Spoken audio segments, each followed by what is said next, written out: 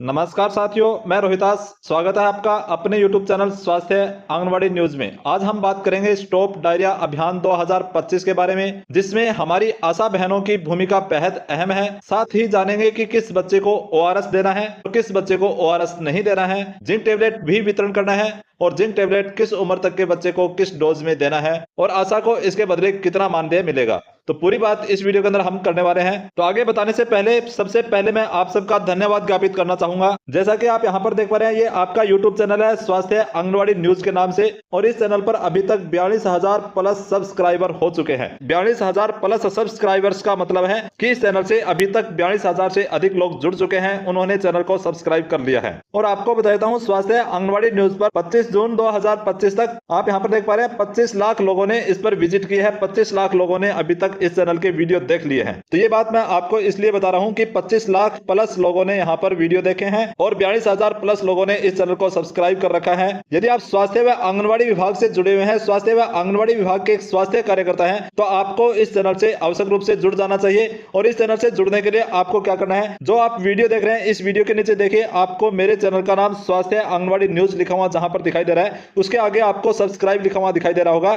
जहां पर सब्सक्राइब लिखा हुआ है वहां पर क्लिक करके चैनल को सब्सक्राइब कर लें। यदि आपको वहां पर सब्सक्राइब लिखा हुआ दिखाई नहीं दे रहा है, इसका मतलब है कि आपने पहले से चैनल को सब्सक्राइब कर रखा है। जिन्होंने पहले से चैनल को सब्सक्राइब कर रखा है, पहले से चैनल से जुड़ चुके हैं, उनको तहे दिल से धन्यवाद। और जो अभी तक चैनल से नहीं जुड़े हैं वो चैनल से जुड़ जाए, क्योंकि आप देख पा रहे हैं आज दिनांक तक 25 लाख लोगों ने इस चैनल के वीडियो देखे हैं। इसके अलावा अभी तक चैनल को बनाए हुए 1 साल भी नहीं हुआ है और 42,000 लोगों ने इस चैनल को सब्सक्राइब कर लिया है। तो आप यदि ये वीडियो देख रहे हैं और अभी तक आपने चैनल को सब्सक्राइब नहीं किया, तो पहले चैनल को सब्सक्राइब करें। और चलते हैं वापस अपने मेन मुद्दे पर, जिसके बारे में मैं आज आपको यहाँ पर बताने वाला हूँ। तो यहाँ पर हम बात करेंगे स्टॉप डायरिया अभियान 2025 के बारे में। तो जैसा कि मैंने वीडियो के शुरू में आपको बताया था कि इसके अंदर आशा बहनों की भूमिका क्या रहने वाली है, और इसके अंदर आप जानेंगे कि किस बच्चे को ORS देना है, किस बच्चे को ORS नहीं देना है, जिंक टेबलेट किन बच्चों को देनी है और किन बच्चों को नहीं देनी, और देनी है तो कितनी डोज देनी है, और आशा को इसके बदले में कितना मानदेय मिलेगा। तो चलो शुरू करते हैं वीडियो को। तो जैसा कि आप सबको पता है कि स्टॉप डायरिया प्रोग्राम का उद्देश्य 5 साल से कम उम्र के बच्चों में डायरिया से होने वाली मृत्यु को रोकना है, यानी दस्त से होने वाली मृत्यु को रोकना है। और इस अभियान के तहत हर बच्चे को सही समय पर ORS और जिंक देना बहुत जरूरी है। तो यहाँ पर आप देखेंगे 5 वर्ष से छोटे बच्चों की मृत्यु का लगभग 4.8%, यानी 100 बच्चों में से लगभग 4.8% दस्त संबंधी रोगों के कारण बच्चों की मृत्यु होती है, और यह एक गंभीर विषय है। तो दस्त से होने वाली बाल मृत्यु को शून्य करने हेतु राज्य में स्टॉप डायरिया कैंपेन 2025 का आयोजन कब से कब तक किया जाएगा, तो यहाँ पर आप देख लेंगे ये 1/7/2025 से 15/8/2025 तक किया जाएगा। लेटर काफी लंबा चौड़ा है। इसके अंदर जो आपके लिए मुख्य बातें हैं जो आपको ध्यान रखना आवश्यक है, वो आपको बता देता हूं। तो यहाँ पर आप देखेंगे नंबर 2 पॉइंट पर देखेंगे, यहाँ पर लिखा है अभियान के दौरान आशा कार्यकर्ता द्वारा राज्य के समस्त 5 वर्ष से छोटे बच्चों को घर घर जाकर प्रति बच्चा 2 ORS पैकेट, यानी एक बच्चे को 2 ORS के पैकेट देने हैं, और 14 दिन की जिंक की खुराक गोलियां का वितरण भी किया जाना है। साथ ही बच्चों के माता पिता एवं अभिभावकों को ORS घोल बनाने की विधि का प्रदर्शन एवं जिंक गोली से सेवन की विधि एवं खुराक बताई जानी है। तो ये आशा वर्कर का काम, यहाँ पर मैंने आपको बताया कि आशा वर्कर का इसके अंदर क्या काम रहने वाला है। तो यहाँ पर आप इस पॉइंट नंबर 2 को अच्छे से समझ लेना है कि आपका इसके अंदर क्या काम रहने वाला है। तो यहाँ पर पॉइंट नंबर 3 में प्रत्येक चिकित्सा संस्थान यथा मेडिकल कॉलेज, अस्पताल, जिला अस्पताल, उप जिला अस्पताल, सामुदायिक स्वास्थ्य केंद्र, उप स्वास्थ्य केंद्रों एवं HWC प्राथमिक स्वास्थ्य केंद्र तथा आंगनवाड़ी केंद्र में ORS जिंक कॉर्नर स्थापित किए जाने हैं। ORS जिंक कॉर्नर बनाने हैं। उक्त कॉर्नर पर ORS घोल बनाने की विधि का प्रदर्शन एवं जिंक गोली के सेवन की विधि एवं खुराक बताई जानी है। समुदाय स्तर पर OPD में एवं IPD में दस्त रोग का प्रबंधन एवं उपचार हेतु संलग्न SOP प्लान ABC।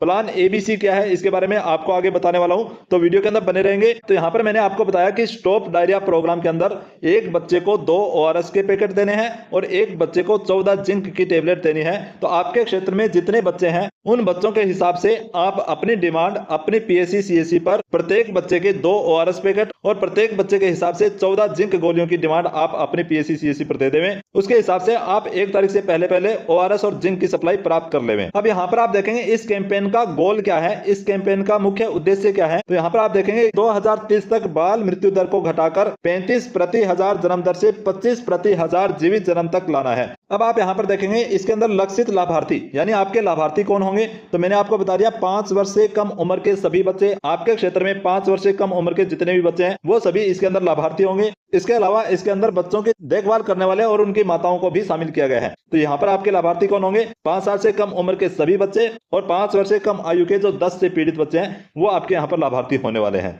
अब आप यहाँ पर देखेंगे इस अभियान के तहत कौन कौन से विभाग यहाँ पर शामिल किए गए हैं। तो यहाँ पर आप देख पा रहे हैं पीएचडी, ग्रामीण विकास, पंचायती राज, शिक्षा विभाग के साथ साथ आईईपी विकास भागीदारों को आमंत्रित किया जाना है तथा डायरिया रोको अभियान के लिए प्रतिबद्धता प्राप्त की जानी है। यानी सभी विभागों को इसके अंदर इन्वॉल्व किया जाना जरूरी है। और इसके अंदर देखेंगे महिला एवं बाल विकास विभाग आंगनबाड़ी केंद्रों में ORS जिंक कॉर्नर स्थापित करने के लिए विभाग द्वारा अपने कर्मचारियों को दस्त रोकने के अभियान की गतिविधियों और उनकी भूमिका के बारे में जानकारी देने के लिए निर्देशित किए जाने चाहिए। दस्त के दौरान आंगनबाड़ी कार्यकर्ताओं को भोजन प्रबंधन के लिए अतिरिक्त गृह भ्रमण करना चाहिए। और इसके अलावा शिक्षा विभाग स्कूलों में क्या किया जाना है वो आप यहाँ पर देख सकते हैं, आगे देखेंगे। तो मैंने आपको बताया कि आपके लिए जो मुख्य मुख्य पॉइंट है वो आपको इसके अंदर बताऊंगा, क्योंकि इस लेटर को पूरा पढ़ करके यदि आपको बताऊंगा तो वीडियो बहुत लंबा हो जाएगा। तो आगे आप देखेंगे जो आपसे संबंधित यहाँ पर और क्या बिंदु रहने वाले हैं। अब आप यहाँ पर देखेंगे आशा कार्यकर्ता को इसके अंदर मानदेय क्या मिलने वाला है। तो यहाँ पर देखेंगे आशा द्वारा 5 वर्ष से छोटे बच्चे के घर पर ORS वितरण प्री पोजिशनिंग। तो इसके अंदर क्या है, तो आप प्रत्येक बच्चे के घर पर ORS का वितरण करेंगे तो उसके बदले में आपको यहाँ पर मानदेय क्या रहने वाला है, 1 रुपया प्रति बच्चा, यानी एक बच्चे का 1 रुपया आपको मिलेगा। भुगतान आशा शॉप के माध्यम से किया जाएगा। तो यहाँ पर ये आपके मानदेय से संबंधित इस लेटर के अंदर था जो मैंने आपको बताया। एक बच्चे को 2 ORS पैकेट और 14 जिंक की टेबलेट आप वितरण करेंगे तो एक बच्चे का आपको 1 रुपया यहाँ पर मिलने वाला है। अब यहाँ पर देखेंगे यदि अभियान के दौरान किसी बच्चे को दस्त होता है और बच्चे द्वारा ORS एवं जिंक का उपयोग किया जाता है तो आशा द्वारा उन्हें पुनः 2 ORS के पैकेट एवं 14 दिन की जिंक की खुराक निम्न सारणी के अनुसार दी जाना सुनिश्चित करें। यानी यहाँ पर आप देखेंगे आशा कार्यकर्ता द्वारा 5 वर्ष से छोटे बच्चों को घर जाकर के संलग्न दिशा निर्देशानुसार एक विजिट जुलाई माह में करते हुए प्रति बच्चा ORS के 2 पैकेट और जिंक की गोलियां 14 दिन तक घर घर उपलब्ध करवानी है। ये तो आपको देनी है आपके क्षेत्र के सभी बच्चों को। और आपको विजिट के दौरान यदि कोई बच्चा दस्त से ग्रसित मिलता है तो यहाँ पर मैंने दूसरे पॉइंट में आपको बताया कि 10 से ग्रसित मिलता है तो उसको आप पुनः 2 ORS के पैकेट और 14 दिन तक की जिंक की खुराक फिर से देंगे। तो आप यहाँ पर देखेंगे कि किस उम्र तक के बच्चे को आप कितनी जिंक की टेबलेट देंगे। तो यहाँ पर स्पष्ट लिखा हुआ है 0 से 2 माह के बच्चे को जिंक की गोली नहीं देनी है, यानी 2 महीने से छोटे बच्चे को आप जिंक की टेबलेट नहीं देंगे। और 2 माह से 6 माह के बच्चे, 2 महीने से बड़ा है और 6 महीने से छोटा बच्चा है तो उसको आप जिंक की टेबलेट कितनी देंगे, यहाँ पर देखेंगे 10 मिलीग्राम वाली पूरी गोली देनी है और दिन में 1 बार देनी है। और देनी कैसे, यहाँ पर देखेंगे चम्मच में माँ का दूध के साथ घोलकर, यानी चम्मच के अंदर माँ का दूध लेंगे और उस दूध के अंदर उस टेबलेट को घोल करके और बच्चे को देंगे। ये किसके लिए है, 2 माह से 6 माह तक के बच्चों के लिए। अब बात आती है यहाँ पर 6 महीने से बड़े बच्चे हैं और 5 साल से छोटे बच्चे हैं, उनको आप कितनी जिंक की टेबलेट देंगे और किस प्रकार से देंगे। यहाँ पर देखेंगे तो उनके लिए है 10 मिलीग्राम वाली 2 गोलियां। तो आप देखेंगे आपकी सप्लाई में 10 मिलीग्राम की आती है या 20 मिलीग्राम की आती है। यदि 20 मिलीग्राम वाली टेबलेट आती है तो 2 महीने से बड़ा और 6 महीने से छोटा बच्चा है तो उसको आधी टेबलेट देंगे। और 10 मिलीग्राम वाली टेबलेट आती है तो उसको 10 मिलीग्राम वाली पूरी 1 टेबलेट देंगे। ये बात आपको अच्छे से समझ में आ गई हो तो आप अभी कमेंट में लिखें कि हाँ समझ में आ गई है। तो जल्दी से सभी कमेंट में लिख दें कि हाँ हमें ये बात समझ में आ गई है। और यदि ये बात आपको समझ में नहीं आई है तो आप कमेंट में लिखें कि समझ में नहीं आई, ताकि उनको मैं कमेंट में लिख करके फिर से समझा सकूंगा। तो यहाँ पर देखेंगे 6 माह से 5 वर्ष के बच्चे को कितनी टेबलेट देंगे, 10 मिलीग्राम वाली 2 गोली। यानी आपकी सप्लाई में 10 मिलीग्राम वाली टेबलेट आती है तो उनको 2 टेबलेट एक साथ देंगे। और कब देंगे, दिन में 1 बार, यानी पूरे दिन में 1 बार देनी है। वो चाहे आप सुबह दोपहर शाम कभी भी दे दें, दिन में 1 बार देनी है। 2 टेबलेट एक साथ देनी है और चम्मच में साफ पानी में घोल करके देनी है, सीधा मुंह से नहीं देनी है, पानी में घोल करके देनी है। अब बात आती है यहाँ पर यदि आपको सप्लाई के अंदर 10 मिलीग्राम वाली गोली मिलती है तो 6 महीने से 5 वर्ष तक के बच्चे हैं तो उनको आप 14 की बजाय 28 टेबलेट देंगे, क्योंकि एक दिन के अंदर उसको 2 टेबलेट लेनी है। और आपको मैंने यहाँ पर बताया था कि 14 दिन तक देनी है, तो 14 दिन तक आप देंगे तो उसको 28 टेबलेट देनी पड़ेगी। अब यहाँ पर आप जल्दी जल्दी देख लेंगे कि आशा को और क्या काम करने हैं। आशा परिवारों को स्वच्छता सफाई के महत्व के बारे में शिक्षित करेगी।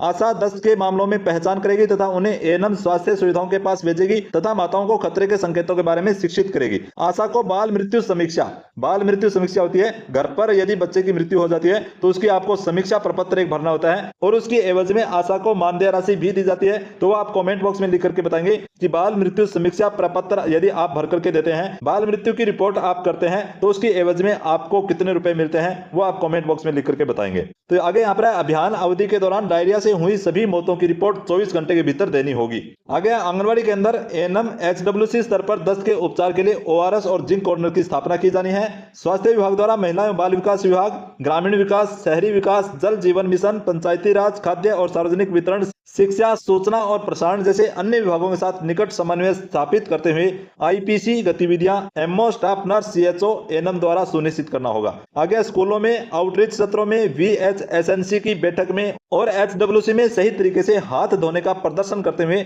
यह सुनिश्चित करना है कि प्रासंगिक हाथ धोने के पोस्टर प्रदर्शित किए जाएं। यानी हाथ धोने के पोस्टर आपको अपनी संस्था पर प्रदर्शित करने हैं। इसके अलावा देखेंगे डायरिया नियंत्रण गतिविधियों के लिए शहरी मलिन बस्तियों और आदिवासी, पहाड़ी और मरुस्थलीय क्षेत्रों के दुर्गम इलाकों के लिए विशेष स्वास्थ्य टीमें लगाई जाए। अभियान के अंत में आशा के द्वारा एएनएम को रिपोर्ट की जाएगी, एएनएम के द्वारा सेक्टर पर और सेक्टर के द्वारा BCMO को, BCMO के द्वारा CMHO को और CMHO के द्वारा राज्य बाल स्वास्थ्य इकाई द्वारा एक रिपोर्ट प्रस्तुत की जाएगी। समस्त रिपोर्टिंग फॉर्मेट इसके साथ संलग्न है, तो वो रिपोर्ट फॉर्मेट भी आपको बताने वाला हूं कि आपको रिपोर्ट किस प्रकार से करनी है, वो आपको आगे वीडियो के अंदर बताऊंगा।